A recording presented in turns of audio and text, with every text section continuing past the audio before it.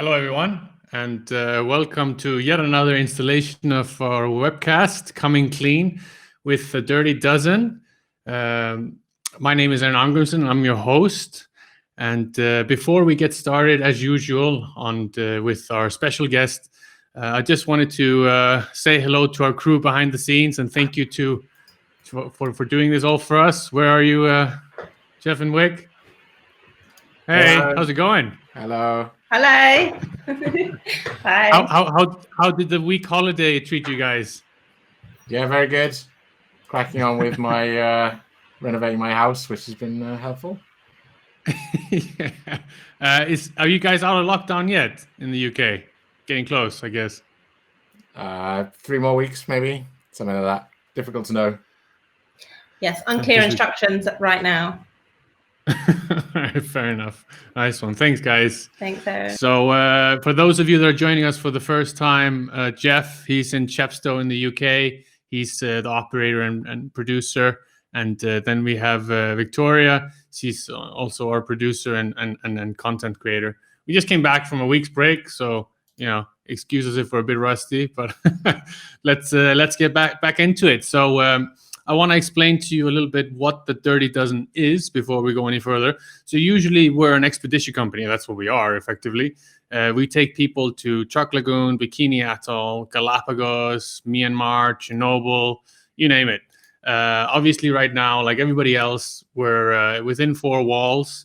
And we just decided that we wanted to try and reach out to the diving community, reach out to all our special guests, our friends, and just come up with some exciting topics and try and have fun while we're inside, right?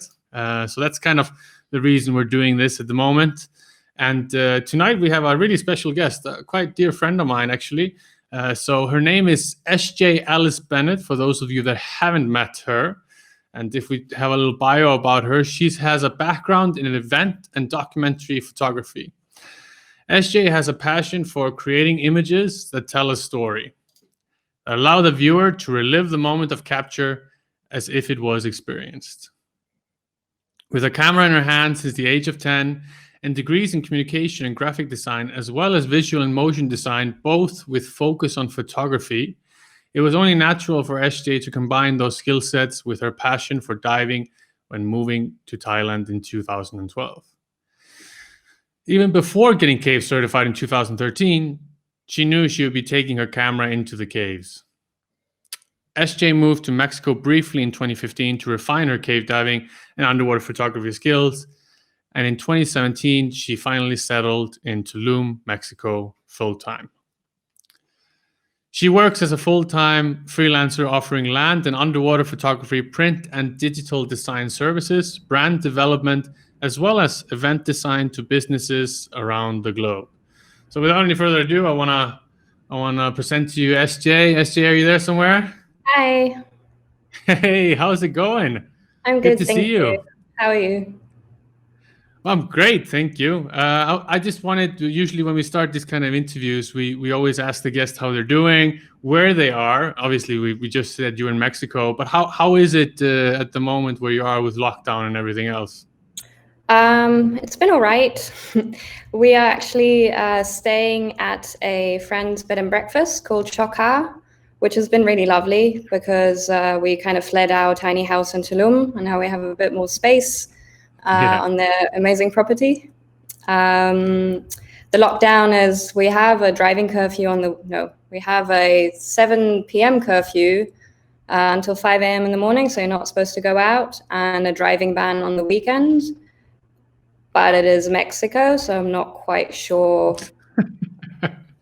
if anyone is actually sticking to it. Yeah, I know what you mean. I'm in Ukraine as well, and it's a bit like the Wild Wild West here sometimes. How have you been entertaining yourself in lockdown? I heard you got a couple of cats, but is there anything else you've been keeping yourself busy with? I've been actually, work-wise, super busy. I have been working since the beginning of the year for the WHO.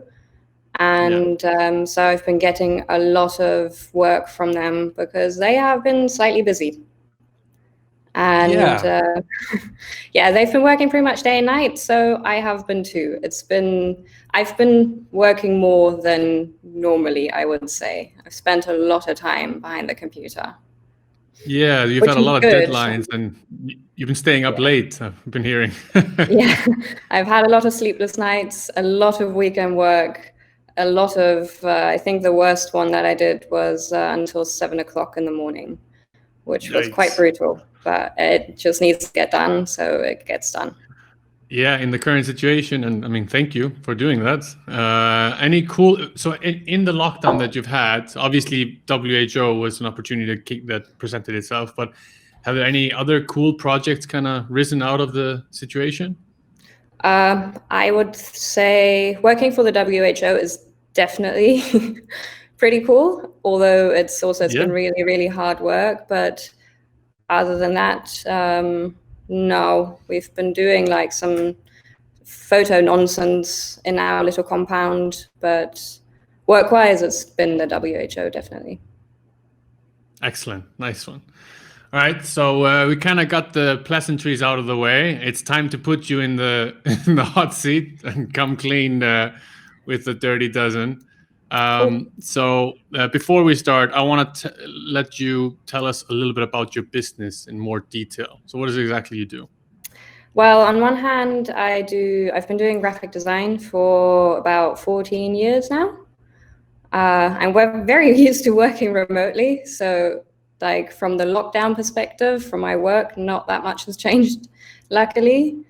And I do kind of marketing materials, brand development, as you know. Yes. I do I used to do quite a bit of event design, which I can still, of course, do.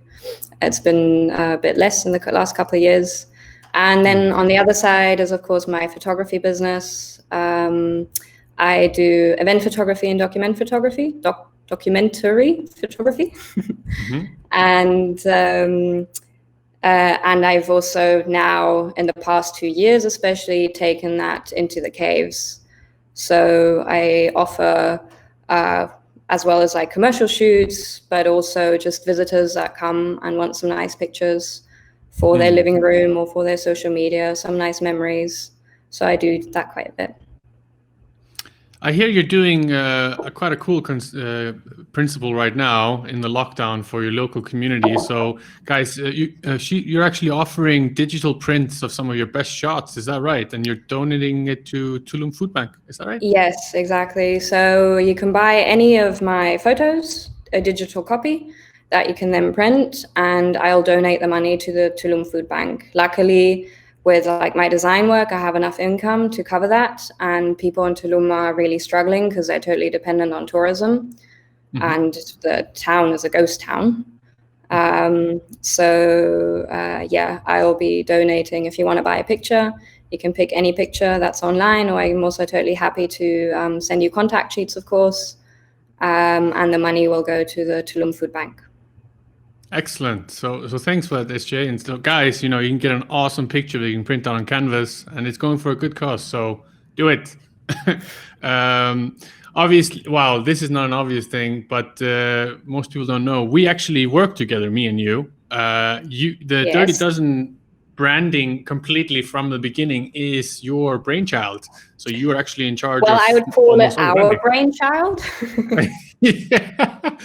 Well, we were just discussing this in the green room before we went on. It was like, usually you give me something and then I'm totally a very hard customer and sometimes go against your will, and then I always come back regretting my decision. And then I tell you, I told you so. Exactly. But I know I probably am a pretty hard customer, but I think we've done good. It's a great brand. It's definitely been fun over the years. Absolutely. Yeah, and lots more fun to come.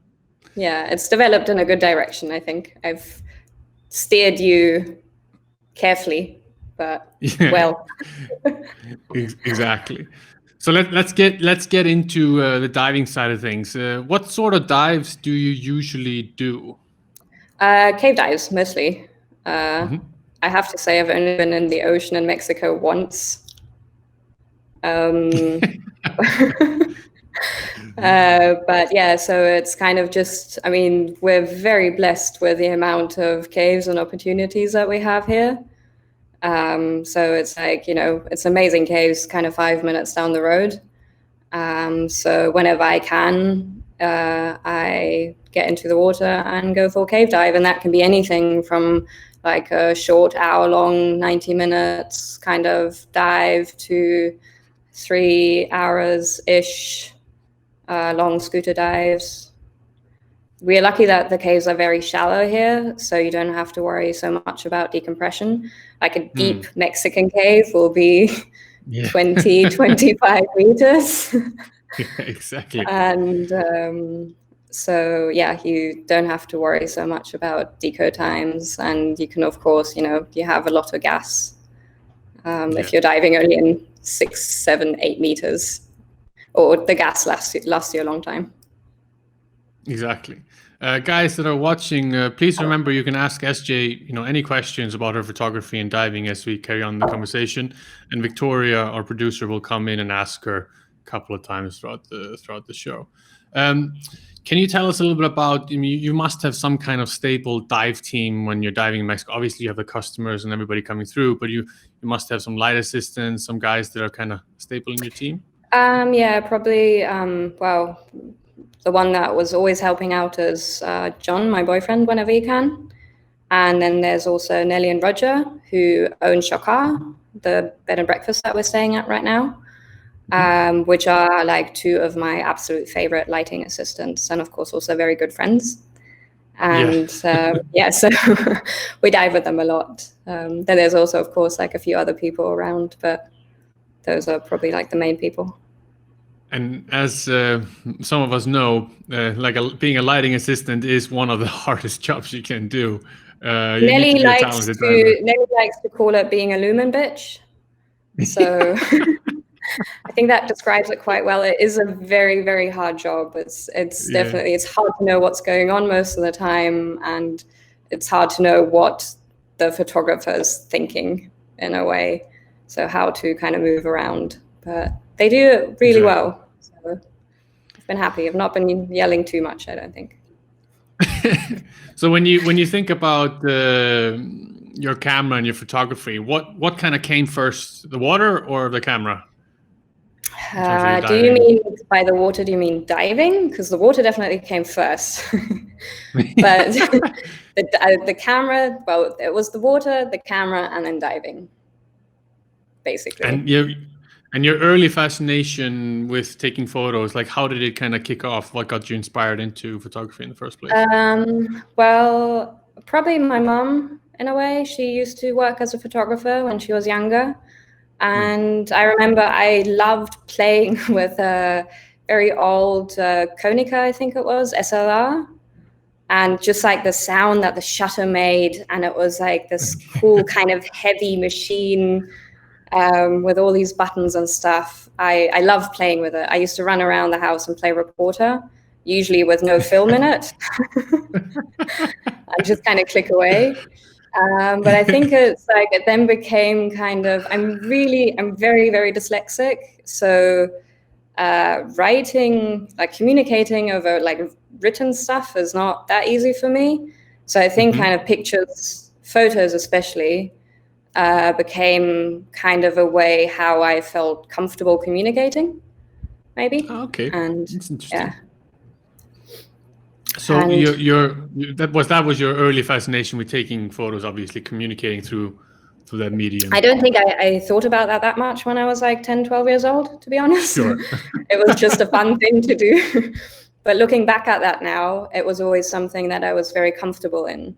And I wasn't I didn't have to be scared of that in a way. Whereas like words and written, I'm still very scared of it. How did your photography then translate into underwater photography? What was kind of the leap? Well, I mean, as soon as I kind of started diving properly again, which was in 2011, when I went to Thailand as a tourist, and then the next year in 2012, I moved to start my dive master.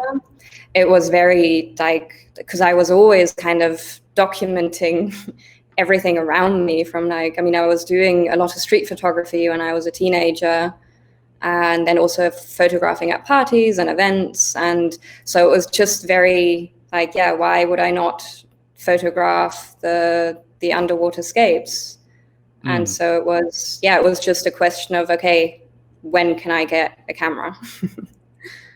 Exactly. So, and that brings me well, to my when can I get a camera that I can put in a housing? Because I did have a camera, but I needed the housing. Yeah, and as we know, I mean, these things cost a bloody fortune. And Well, so, what was your first? Small camera. Yeah, but what was your first photo job overall? Like the first proper photo job, I think I got paid for. I mean, I just mentioned I used to do a lot of kind of street and just like documenting all kinds of stuff or doing photography for friends. That was probably a Ernst & Young event in Berlin about 10-ish years ago. Yeah, that was really cool. Yeah, it was at a fancy hotel, and then later they had like a gala dinner. And so that was like the first event that I got paid for, I think. I mean, it all starts with humble beginnings. I remember when I was filming, open water divers on Dive 4 and selling them DVDs in Thailand in 2005 or something. Like, it's also something that I thought, really weird. Yeah, it's something that I thought I might get into, but then it never happened. I think also because I have like my design job on the other side, so it's always been kind of jiggling both of that is challenging, but it's also been really rewarding. But it's been great that you've had that, obviously your background as a designer, it must have influenced your photography and your lighting and stuff as well. Absolutely, of course. I mean,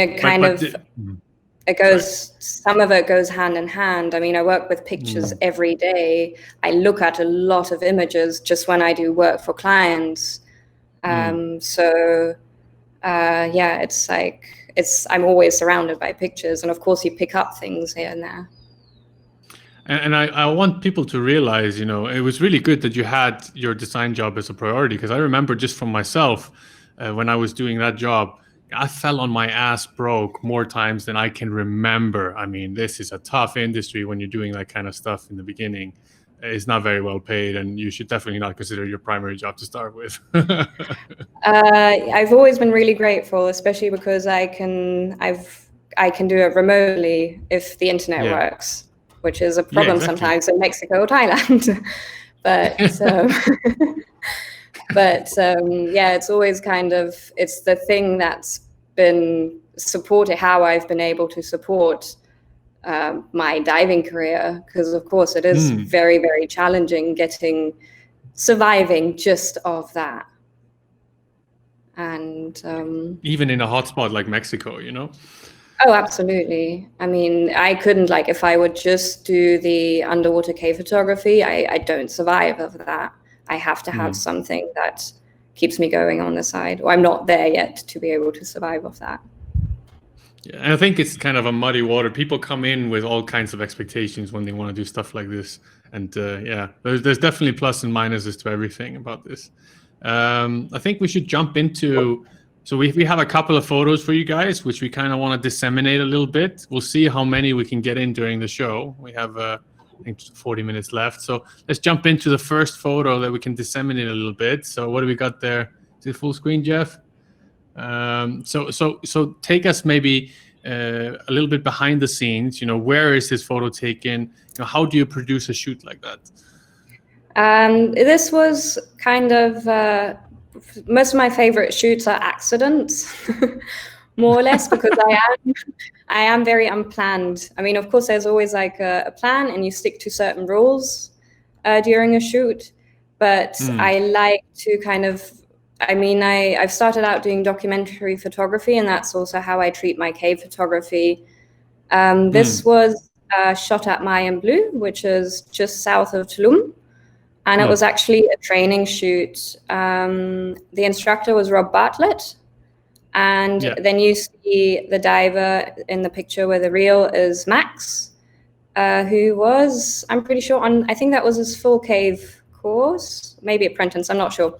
Anyway, so we had this actually quite elaborate plan. Nelly and Roger were there to do lighting, which was nice. It's like always, it's definitely luxury to have 2 lighting assistants.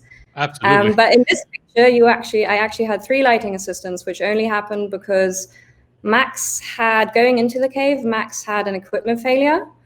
So we left the cave again. But we made this super good plan that Nelly and Roger would come in from a different entrance and kind of wait for us, where we would jump off the main line.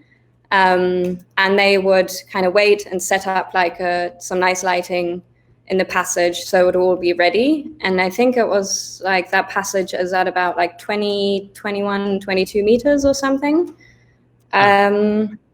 So for Mexican standards, quite deep. So Max had an equipment failure, so we left the cave. That was fixed fairly easily.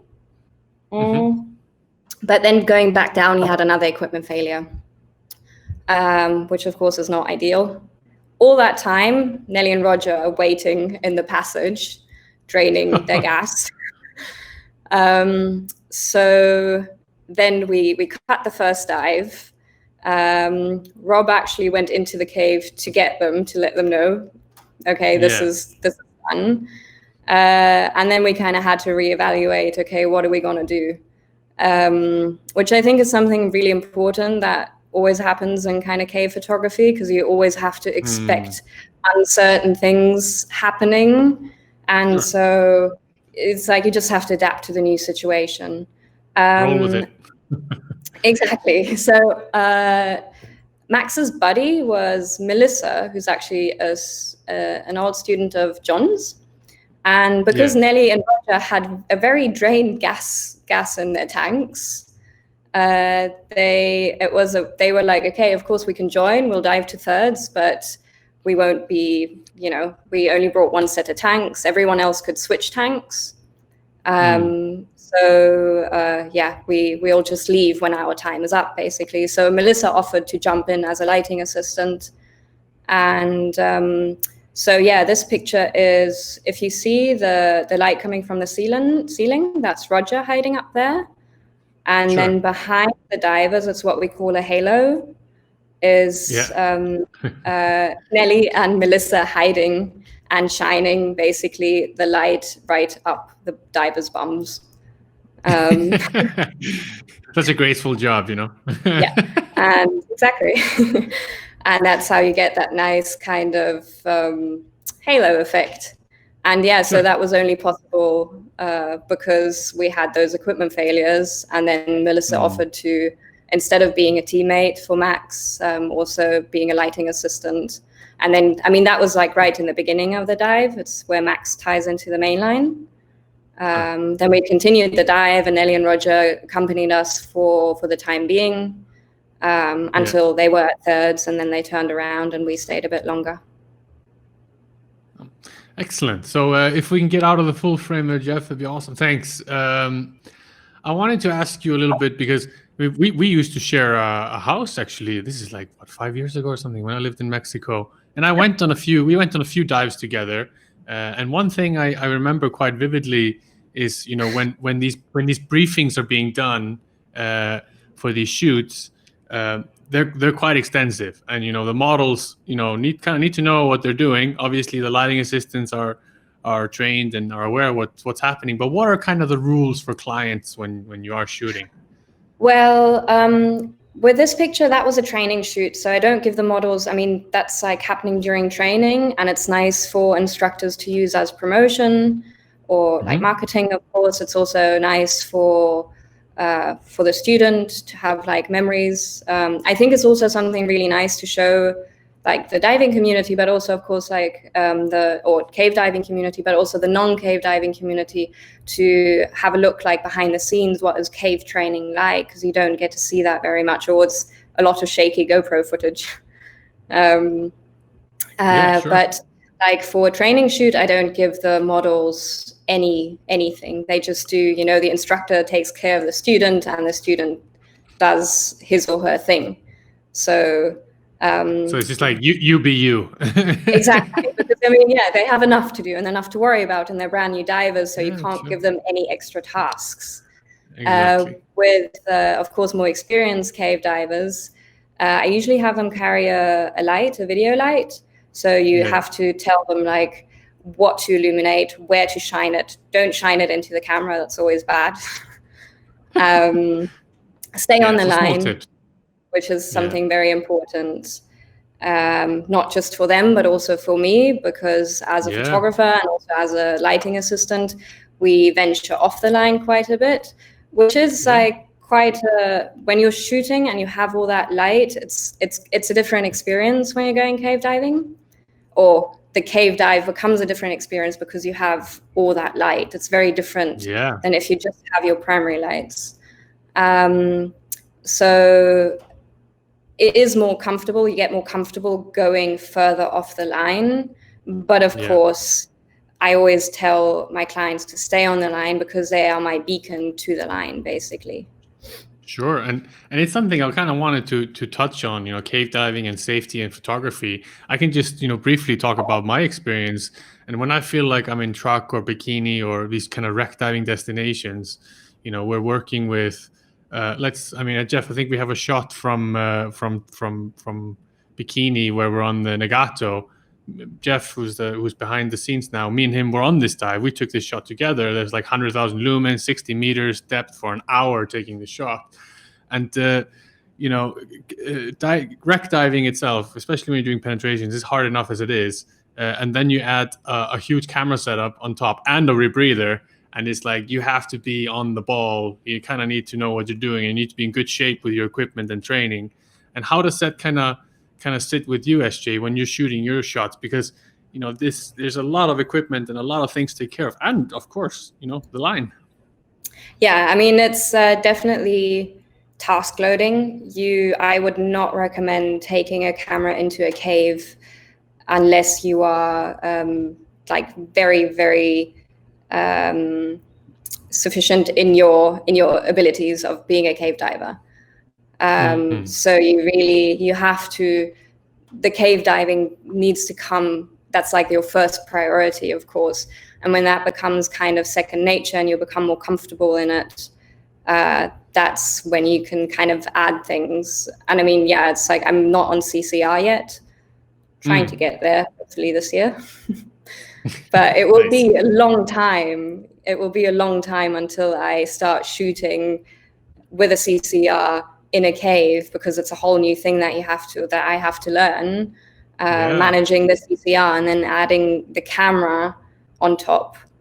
And like what I would also definitely recommend, you have to be like the cave diving. Of course, you have to be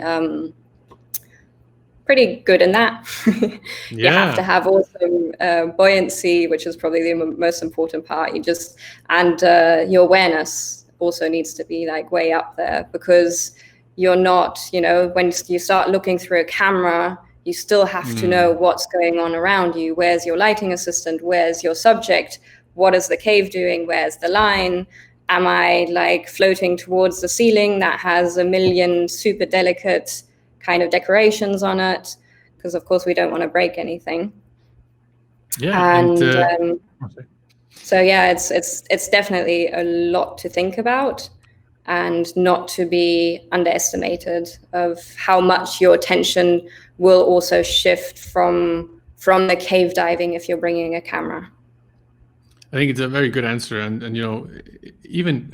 that's like if you would decide to go on CCR, like you say, you would almost have to take back and get a huge amount of hours just on the CCR with no camera before you even take a camera in. Of course, it's like getting proficient on a CCR, then taking it into a cave, getting that down, and then adding a camera at some point.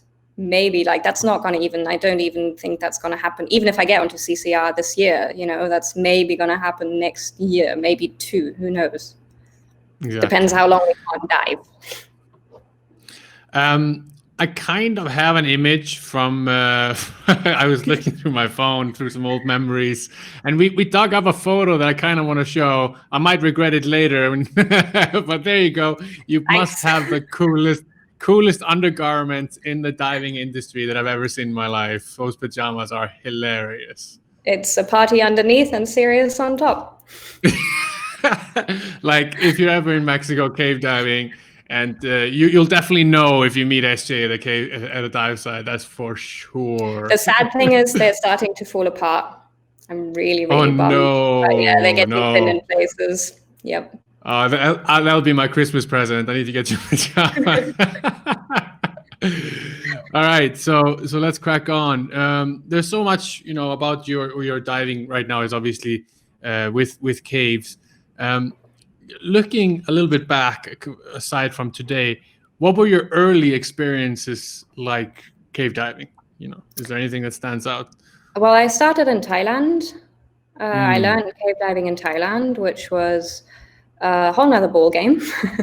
Logistics-wise, way more intensive because I was living on Koh Tao, so going cave diving meant you had to go on a trip to the mainland, and there was nothing on the mainland.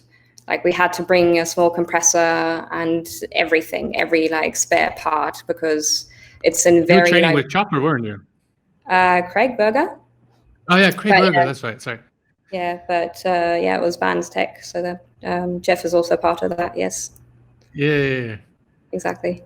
But I loved it. Absolutely. It was really amazing at the time to be able to do that. Those trips were always really fun and exciting. And the caves in Thailand are very different to Mexican caves, much smaller. Sure. Although, diving in Song Hong is definitely worth an experience because it's so deep and it's kind of like a black hole, and you have a ceiling and maybe a wall, but there's no bottom.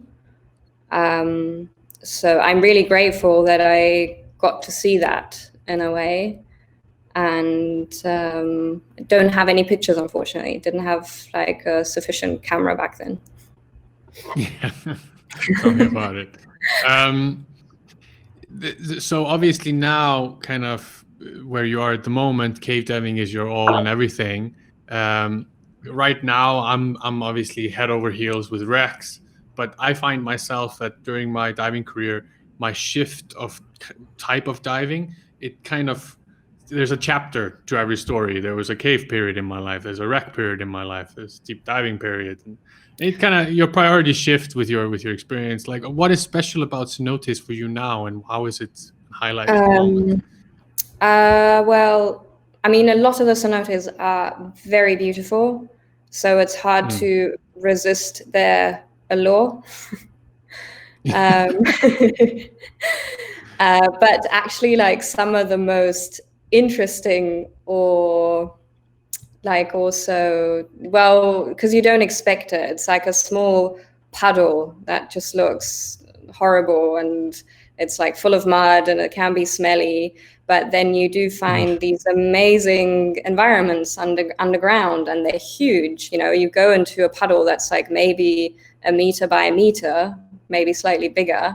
It's barely two people can fit in it, and suddenly you're in these huge chambers, or also really tightly small kind of windy passages. And I think that's what I love about Mexico so much. We have so much variety. And so it depends kind of what mood you're in.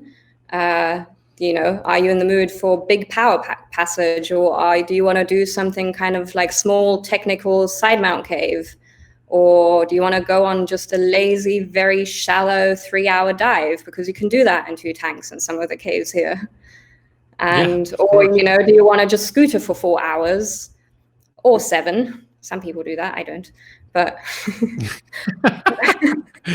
you're talking about Rob there. Yeah. So it's it's definitely, everything is so close. You drive 5 minutes, maybe 10, and you get to some of the best cave diving in the world really quickly. And a big thing for me, I love wreck diving. I do love wreck diving, and I do hope to do a bit more in the future again of that, because I would also really, really love to shoot some pictures and kind of try again. Because I haven't done a lot of wreck photography. You get that opportunity. Hopefully. Wink, wink. Wink, wink. But yeah, for me, it's boats don't like me very much. So that's like always one of my struggles. I can get used to boats, but it takes a while. So cave diving it's so easy. You drive into the jungle to a hole, and then you just unload your stuff and jump in. Usually, I mean, it's often you have like a little bit of a walk, but usually not a lot. So you don't even have to carry your gear far. Exactly. I think I've been seeing a lot of activity in the public chat. I think it might be time to get Vic in and ask a few questions from the audience. Are you there, Vic? Hi, Aron. Hi, SJ. Got both your dads on the line tonight. A lot of love going on. Oh dear, here we go again. Very proud dads. Very sweet. I've got a question from Michael Mendune for SJ. SJ, what makes your pictures so magical and unique? That's a hard question. Thanks, Michael. I think it's the environment. I think it's like caves are magical and unique. And what I was just saying, we have there's so much variety here that it's bad not to get a good shot in a way sometimes. And I think the other part might be the way I shoot, that I don't set up shots most of the time. Sometimes, of course, you can't get around it, but usually the lighting assistants know what they're doing, and I tell my models to go on a dive. And of course, they're carrying video lights, so that adds a bit of work for them. But most of the time, like in the end, I always tell them, don't stress about it too much. Enjoy the dive, go with the flow, or in Mexico also barely no flow, and like execute your dive. And I will be darting around. It's usually quite a lot of swimming for me to kind of place myself in situations where it's always a lot about anticipating what will happen. So where will the lighting assistant be in like how do you say that? Like conjunction to the model, and then working with the surroundings. So it's all, I want to say, like live shooting. It's documenting a dive rather than staging it. So I think that's kind of what a lot of people have told me, like your pictures are different. That's kind of, it's capturing real diving instead of shooting or setting up things. It's kind of comparing, like, I guess in a way, studio photography to just kind of street photography in a way. Yeah. So it's definitely, you have to kind of work with more factors and they all have to line up, but then you just kind of catch that moment where everything is perfect. Also very unperfect, which you get a lot, but I think it's also, I get a lot more kind of random shots that I'm only able to get because it's unplanned. Exactly, on the fly. Cool. You're good, Vic? Yeah, that's great. Thanks very much. All right, cheers, Vic. So I want to get back into what we got in front of us here. So how is it like working as a prominent technical diver in the industry at the moment? What is the greatest challenge you feel that you've overcome to reach kind of where you are today? Probably money. Saying it so bluntly. Hey, at least they're honest. Coming clean. Yeah, coming clean. Yeah, right. But yeah, it's I couldn't agree more. It's probably the hardest. Well, like when I came to Mexico the first time in 2015 when we met, I had like a very small, I love that camera, very small Canon point and shoot. It had like manual settings, and that's what I used to use for underwater photography. And so I didn't have like any kind of pro setup. I didn't want to invest money into a housing for my SLR because my SLR was kind of on the older side that I was using, and housings for SLRs or any kind of like pro camera are very expensive. So I was borrowing from friends' camera housings, which I was very, very grateful for, because that's how I kind of got my first experiences. Yeah. And also it was like a point where I was like, oh, I might be good at this. So, and then I was planning on staying in Mexico and kind of trying to build a career around that. And I used to work, as I said earlier, a lot for events. And it was an event that was pretty much most of my yearly income. And I was doing it, I think, for 8 years with my brother. We were always working together. And they changed some internal company, whatever. And they were not allowed suddenly to use freelancers anymore and only use their internal design team. So I was out of a job. And that was like from one day to the next. We already had started working on the new event. So that was a big thing for me, because I was planning on that money to invest into a proper camera setup. And it meant for me that I went back to Berlin, where I grew up, for 1.5 years. And I I worked pretty much day and night, like very much day and night, and saved up every penny to be able to afford the equipment that I have now. And I think, I mean, technical diving in itself is an expensive sport, especially for young people. And and then you get into technical diving, and then you need 2 of everything. And then you get hooked on truck and bikini, the story of my life. Exactly. So it's like it's never ending. Fund that habit, you know. It's like it's a rabbit hole. Yeah, and then either you get into CCR or you get into photography, and that adds a whole another layer of financial strain. And I think that's something that that's definitely I've struggled most with. But it's something that I really wanted to do and that I absolutely adore doing. And it's not, I mean, not just cave photography, but also just photography. It's always been my absolute passion. So I think if you really want to do it, you'll put, or that's what I did, I put everything in it. And even if you take a break, even if you take a break, you kind of come back to it. And I see it even in myself now, like obviously to fund my rec addiction, I take groups to truck and bikini and the rest of it.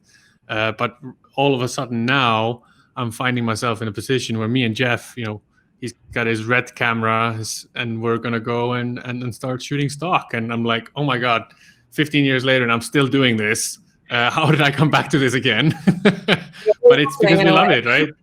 Yeah, exactly. It's because we love it, and that's all it is, really. It's always about getting that money shot. So let's get back to that. Let's throw a new picture up. Jeff, do you have a new picture for us? Let's see. What do we got here? So tell us a little bit about the setup of this photo. Where is it? How did it happen? And the rest. That is also Mayan Blue. This was shot last December for Fathom Dive Systems. We did partly like a surface, kind of like a lifestyle shoot, and then, of course, also an underwater shoot or cave shoot. The models in this picture are Kelvin and John, and lighting assistants were Roger, who is hiding behind the formation, and Tamara, who is also a good friend. Who is giving Kelvin a halo. So how this basically came to play, well, we didn't actually want to go to Mayan Blue.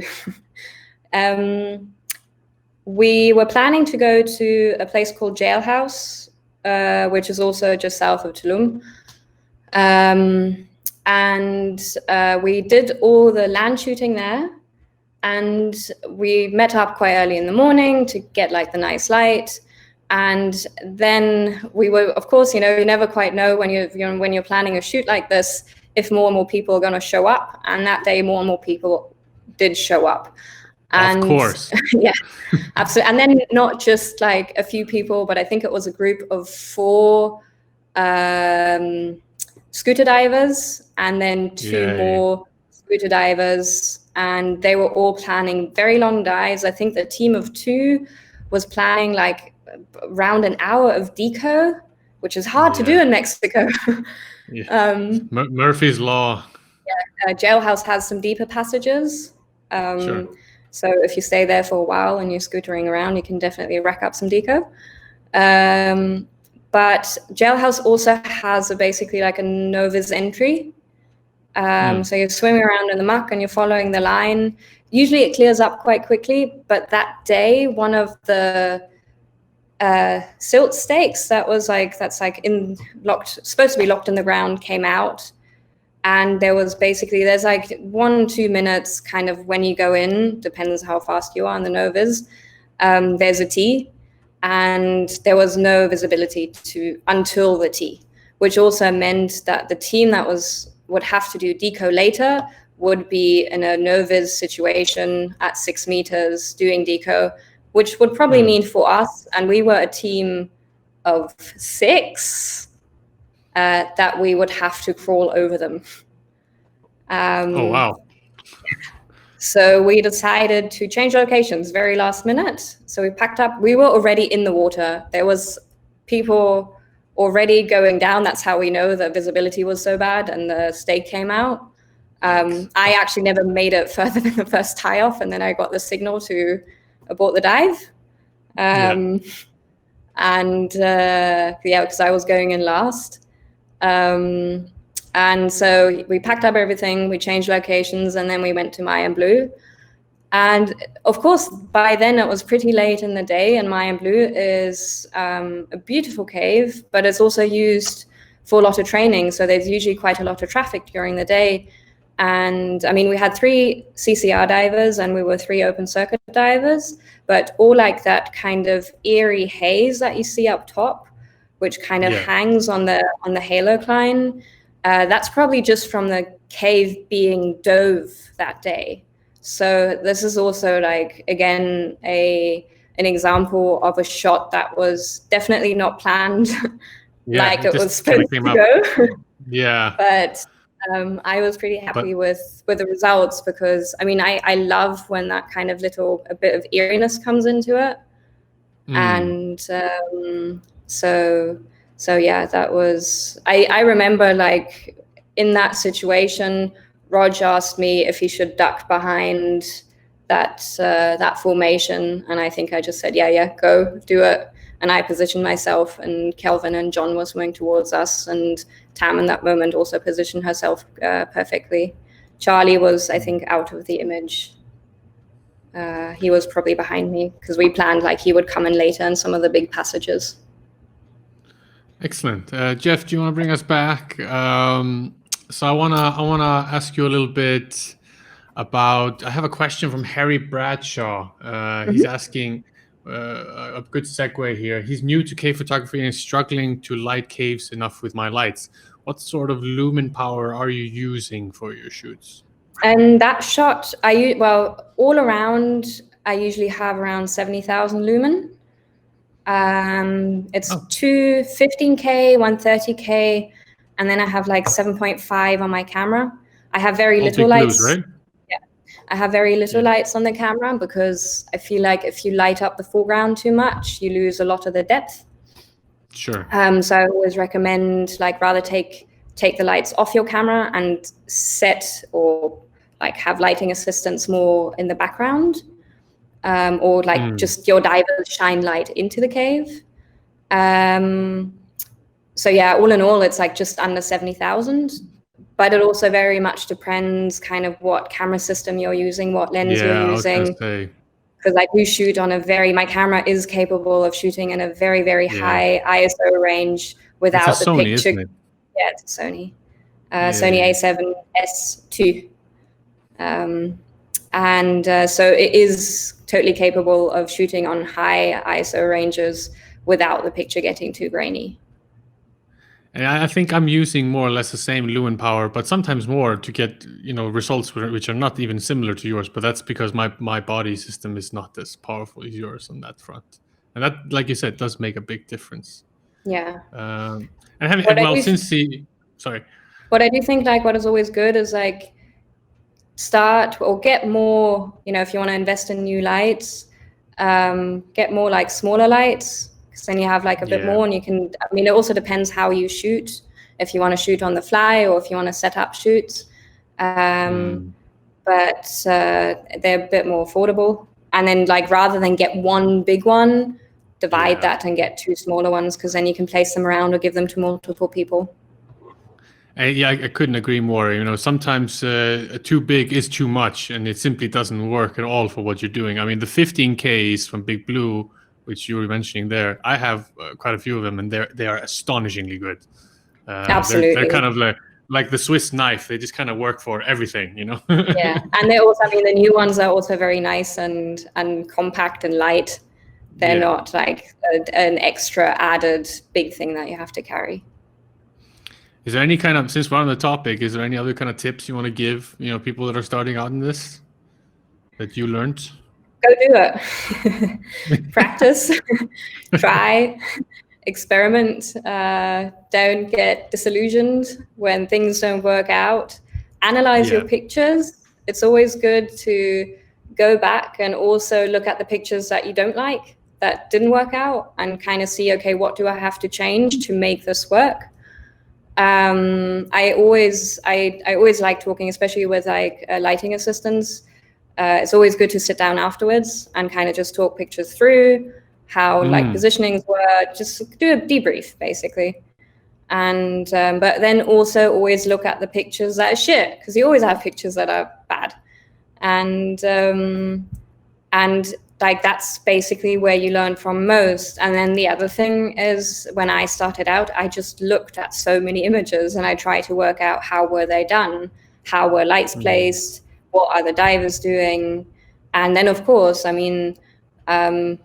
am surrounded with a lot of divers, and also of course people that do cave photography, and I just ask around, ask people. I'm always happy to answer questions.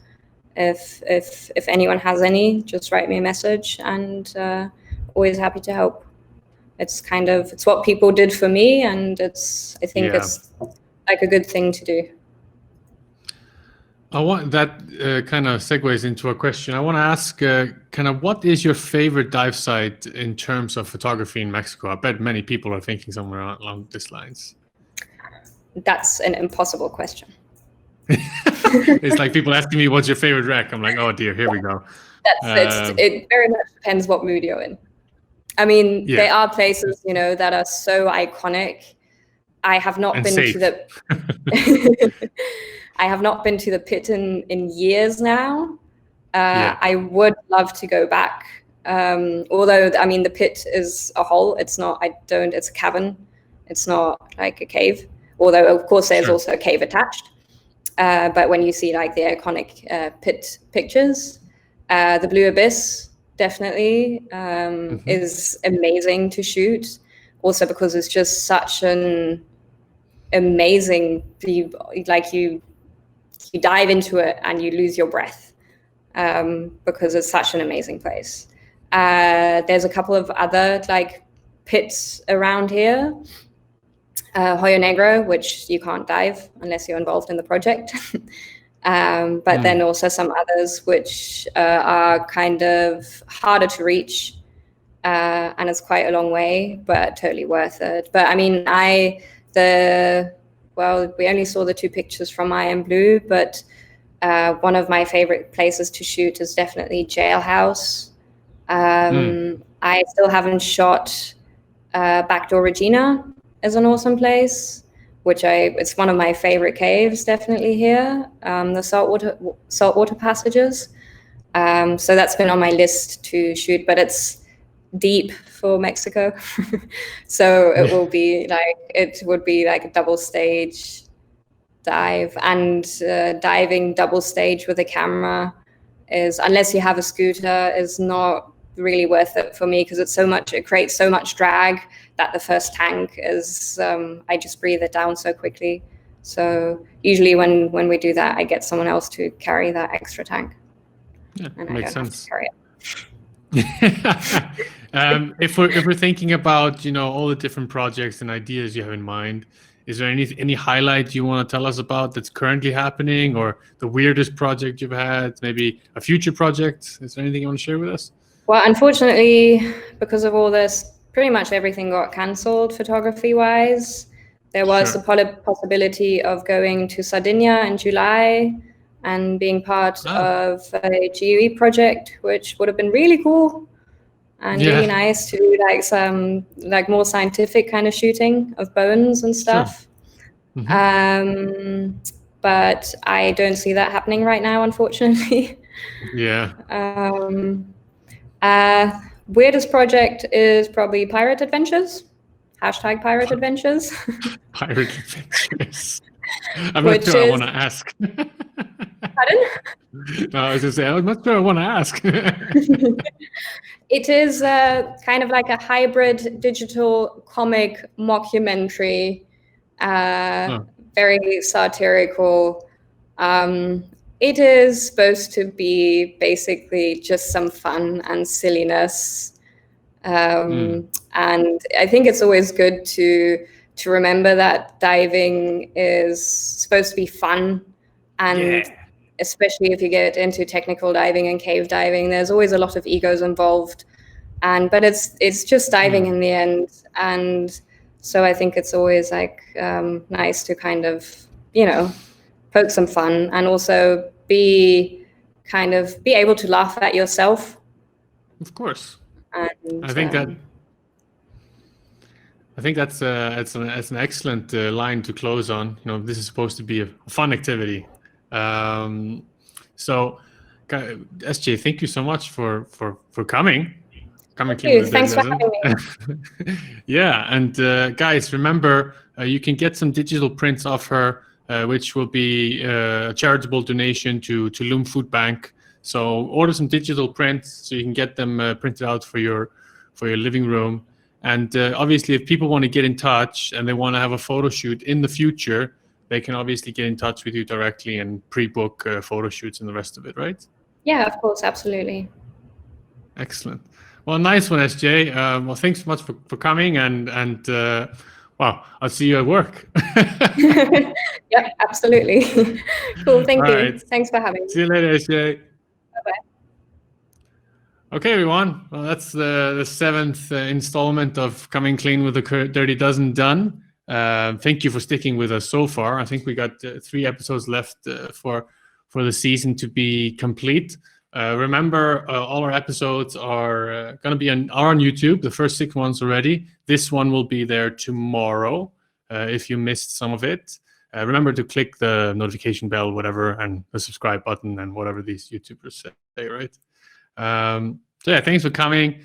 I want to remind you that you can join us now on Thursday, May 14th. So we're back on twice a week kind of schedule, 7 p.m. GMT, where a dear friend of mine is joining us on the show, Nick Hollis, with our topic is going to be born into diving. So his family has a long history in the diving industry. It'll be a very interesting interview, which you definitely should join in on.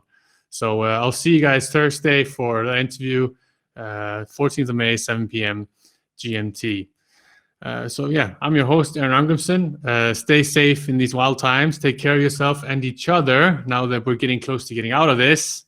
And if you feel lonely, we're here to chat dirty. See you later, guys.